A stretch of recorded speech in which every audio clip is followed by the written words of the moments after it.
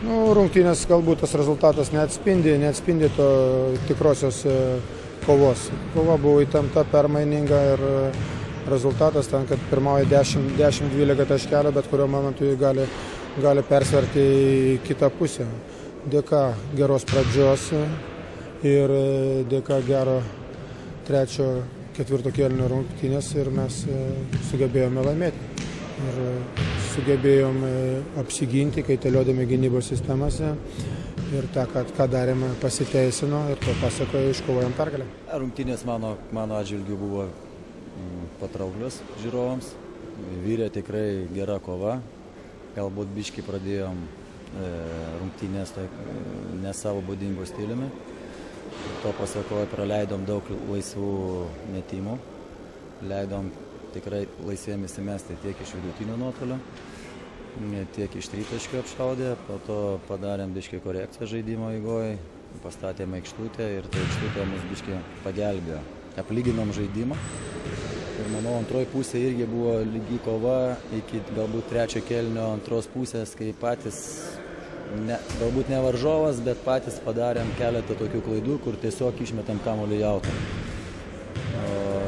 Žinant, kad žaidžiam su lyderiais, jie tokias klaidas iškart pavertė taškais. Tas atotrukis, sakykime, ta atkarpa ir buvo gal 9-0 ar tiek ten.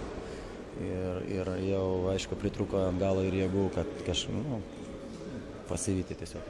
Rungtynės buvo nelengvos nuo pradžių.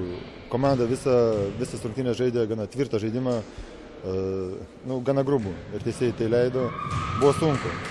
Padėjo tai, kad pataikėm metimus gana daug, ir tolimus, ir vidutinius. Geras rungtynės. Kas nutiko, kad rungtynės vyko tarsi ant supinių? Tai jūs įsiveržė, tai varžovai vėl sumažina pranašumą? Noras laimėti rungtynės, abi komandos degė didžiuliu noru ir kada padidėja greitis, pasipylė klaidų skaičius, tiek varžovas, tiek mes gynėmės aktyviai ant baudos ribos ir momentais mūsų puolimas užstrigdavo keletą minučių, keletą atakų, netgi negalėjom pelnyti taškų, taip pat ir varžovo. Tos žaidimas gavosi tokios supuoklės ir tos pabaiga supuoklė buvo mūsų. Tai, kad žaidžiate aštuoniese, turbūt apsunkina jūsų komandos pasirengimą, nes vis tiek daugumai žaidėjų tenka tas didelis krūvis aikštelėje. Bet jeigu pažiūrėti, tai ir daugelį komandų irgi tokia pat yra situacija, daugelį komandų. Yra keletą komandų, kur turi sudėtį, kur turi 10 praktiškai lygiaverčių žaidėjų, bet mes šią dieną turime tiek žaidėjų, kiek leidžia mūsų biudžetas. Kaip vertinat Augustino Vito įsijungimą į komandą?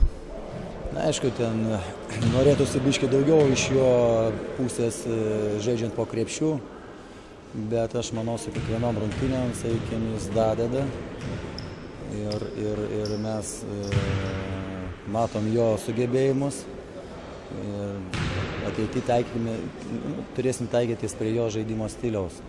Šiaip Augustas ganėtinai neblogai atmeta kamuolį, gali stipriai sužaisti po krepšių. Tiesiog šiandien, tą ką vakar jisai įmetė tokius metimus, šiandien jis viską praktiškai prametė. Vieną kitą metimuką įmetė. Dar yra viena problema, kad jeigu mūsų centras atsidengia, tai mes labai sunkiai jam įvedam kamuolį. To pasiekoje šiandien gal buvo tokios 3 klaidos, kur pasavo tiesiog jam ar per žemą kamuoliuką, ar nepatogų kamuolį ir didelis žmogus, 210, jam sunku sugraibyti kamuoliuką apačioj.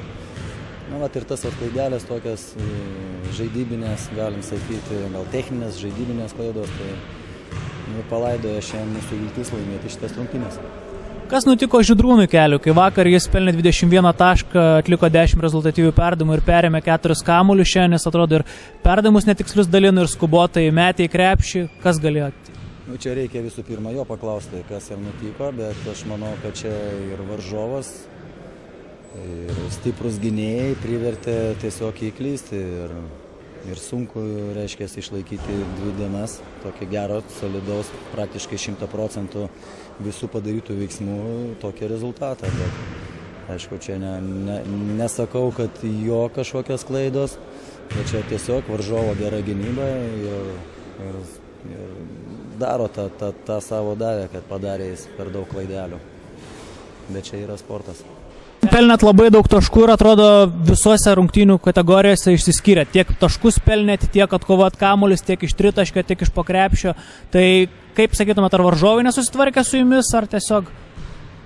Susitvarkė, paskui buvo antram kėlinį, ar tie laikai neleido priimti tą kamuolį, bet tu turi kažkas įmesti. Ir vis tiek jau reikia mesti ir tą patirtis treniruojas. Turiu patekti kažkada. Dabar esate nacionalinės krepšinio lygos lyderiai. Sakykit, kokie yra tikslai jūsų komanda šiam sezonui? Tikslai mūsų yra prizininkais būti. Bet aišku, visi nori būti čempionais. Ir pas mus žaidėjai, visi komandos žaidėjai irgi nori būti čempionais, išlaikyti lyderių pozicijas ir žaisti finalę.